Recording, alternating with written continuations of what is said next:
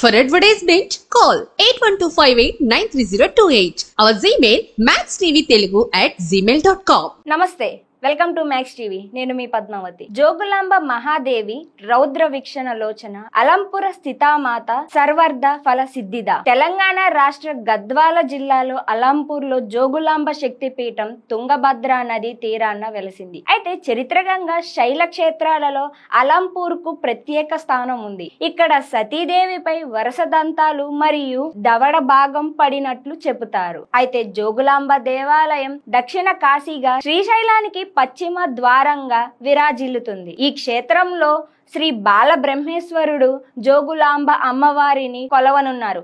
దేశంలోని అష్టాదశ శక్తి పీఠాల్లో 5వ శక్తి పీఠంగా పూజలు అందుకుంటున్నట్లు ఈ క్షేత్రంలో బ్రహ్మకు 9 ఆలయాలు ఉండడం విశేషం. ఇంతటి ప్రసిద్ధి చెందిన క్షేత్రాన్ని దర్శించుకునేందుకు దేశం నలుమూలల నుంచి కాకుండా విదేశాల నుంచి కూడా యాత్రికులు వస్తూ ఉంటారు. చరిత్రకంగా ఈ ఆలయాన్ని 6వ శతాబ్దానికి చెందిన బాదామి చాళుక్య వంశంలోని 2వ పులకేశి నిర్మించినట్లు తెలుస్తుంది. అలంపూర్ కు పూర్వనామం హేమాలంపురం. కాలక్రమేణా ఈ నామం రూపాంతరం చెందుతూ యోగాలంపురం, జోగులాంపురం, అలంపురంగా మారింది. జోగులాంబ శక్తిపీఠంలో ఉన్న 9 ఆలయాల్ని నవబ్రహ్మ ఆలయాలు అని పిలుస్తారు. ఇవి స్వర్గ బ్రహ్మ, పద్మ బ్రహ్మ, విశ్వబ్రహ్మ, ఆర్క బ్రహ్మ, బాలబ్రహ్మ, గరుడ బ్రహ్మ మరియు తారక బ్రహ్మ అనే పేర్లతో ఈ ఆలయాలు ఇక్కడ నిర్మించినట్లు తెలుస్తుంది. బాల బ్రహ్మేశ్వర ఆలయం, నవ బ్రహ్మేశ్వర ఆలయం ముఖ్యమైనది. జోగులాంబ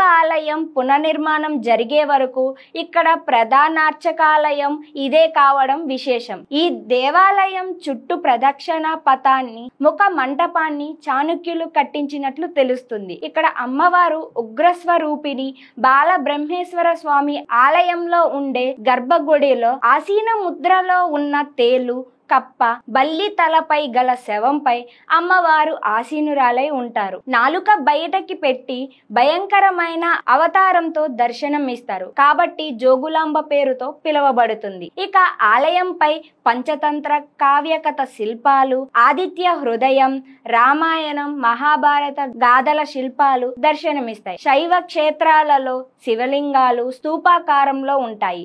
అయితే అలంపూర్లో మాత్రం గోస్పాద ముద్రిత రసత్మలింగంగా దర్శనమిస్తుంది. కాశీ విశ్వేశ్వరుణ్ణి దర్శిస్తే ఎంతటి పుణ్యం దక్కుతుందో అలంపూర్లోని బాల బ్రహ్మేశ్వరుని దర్శించిన అంతే పుణ్యం లభిస్తుందని పురాణాలు చెబుతున్నాయి. అలంపూర్ క్షేత్రంలోని కార్తీక మాసం పూజలు, శివరాత్రి పర్వదినాన్ని కనుల పండగగా నిర్వహిస్తారు. ఇక్కడికి వర్ణార్చన, కన్య పూజల కోసం మహిళలు తరలి వస్తారు. జోగులాంబ ఆలయ దర్శనం భక్తులకు మరుపురాని ఆధ్యాత్మిక అనుభూతిని అందిస్తుంది. ఆలయ పురాతన నిర్మాణ శైలి భక్తులను కట్టిపడేస్తుంది. అత్యద్భుతమైన గోపురాలు, వాటిపై ఉన్న శిల్ప కళలు, స్తంభాలు అప్పటి నిర్మాణ శైలికి సజీవ సాక్ష్యంగా ఉంటాయి. బ్రహ్మదేవుడు ఈశ్వరుణ్ణి ప్రసన్నం చేసుకునేందుకు తపస్సు చేశారని, దానిని మెచ్చి ఈశ్వరుడు ఇక్కడ వెలిసారని పురాణాలు చెబుతున్నాయి.